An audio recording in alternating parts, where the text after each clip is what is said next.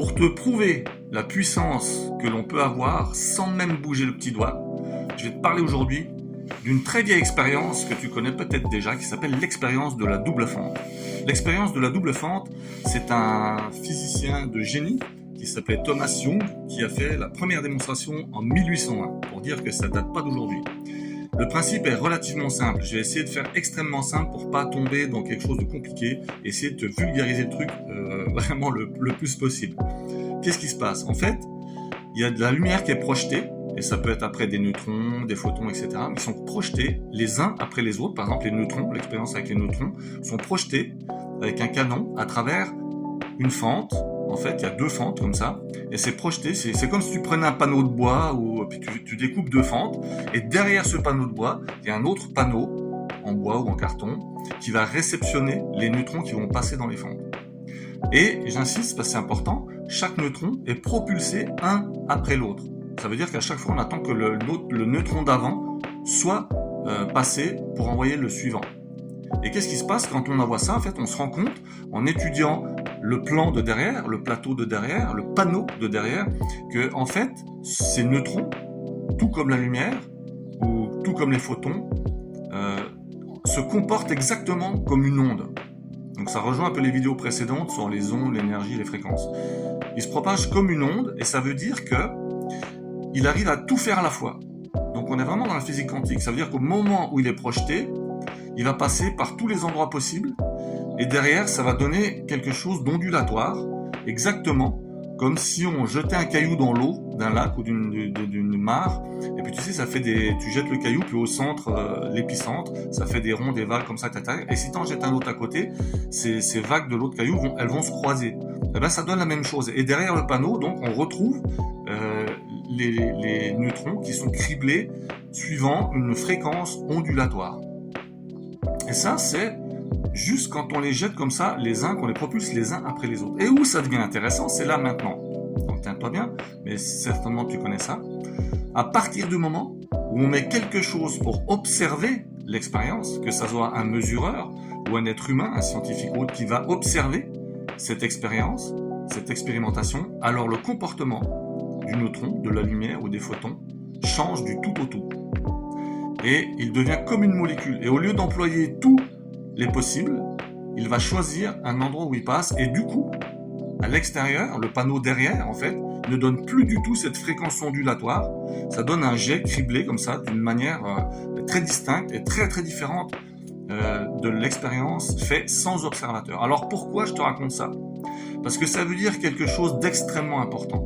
Ça veut dire que le pouvoir qu'on a, juste en observant les choses, notre simple présence, à travers notre énergie, notre intention, etc., on impacte, on influence directement la matière. Ça veut dire que quelque chose qui à la base n'est pas de la matière, n'est que de l'énergie, des ondes, là en l'occurrence c'est des ondes, se transforme en matière par le pouvoir de l'observation, que ce soit un instrument qui va mesurer la vitesse ou qui va essayer de voir dans quelle fente passe le neutron, ou que ce soit un être humain qui regarde où est-ce que le neutron va passer. Et pourquoi c'est important? Parce que ça veut dire que, comme on l'a déjà dit, comme je l'ai déjà dit dans d'autres vidéos, l'impact et le pouvoir qu'on a de modifier les choses en temps réel est extrêmement important. Et ça veut aussi dire qu'au départ, tout est toujours présent en tout temps. La physique quantique, elle amène ça aussi qui est intéressant, c'est que tout existe déjà, et chaque fois qu'on va prendre une décision, ou justement dans ce cas-là, observer, alors l'impact qu'on a fait que cette potentialité, le champ des possibles, s'arrête instantanément pour se focaliser sur une seule solution ou direction, qu'importe le mot, mais là en l'occurrence sur une seule possibilité. Voilà. Donc ça veut dire que dans ta vie, dans tes relations, dans tes choix, et ça je me suis extrêmement amusé à le faire à chaque fois que je joue à la pétanque, que je joue au tennis, que je joue au football, je joue pas beaucoup au football, mais que je joue à quelque chose avec d'autres personnes, au padel, etc., où on intervient à plusieurs. À chaque fois, j'essaye de mesurer l'impact que j'ai dans l'observation.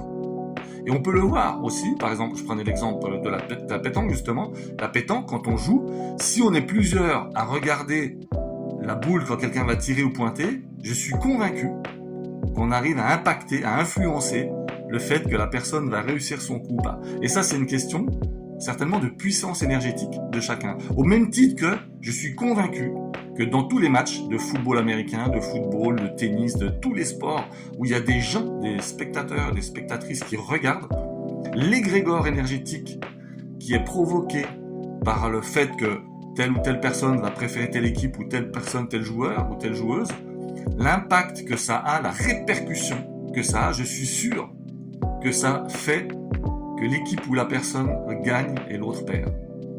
Parce qu'on crée un champ énergétique, un égrégore énergétique qui impacte la matière, et au final, notre influence, je pense qu'elle est énorme, sauf que la plupart du temps, les gens n'en ont pas conscience.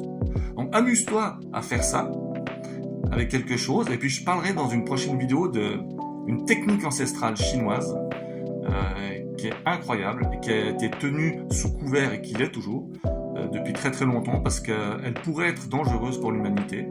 Ça fait partie de ces techniques ancestrales enseignées pour manipuler la matière justement et pour utiliser l'énergie du corps pour la retranscrire dans d'autres choses de matériel.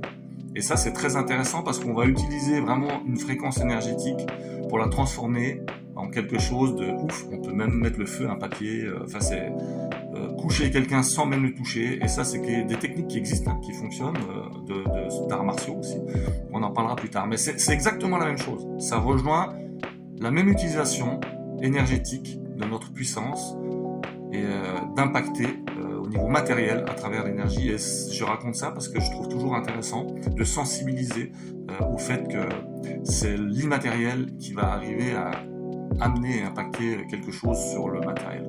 Alors dis-moi toi ce que tu en penses, est-ce que tu as déjà expérimenté ça? Est-ce que tu connais cette expérience de la double fente de notre ami Thomas? Et puis on se retrouve bientôt pour de nouvelles aventures, et je te remercie d'avance de liker, de partager et puis de commenter, et merci de me suivre.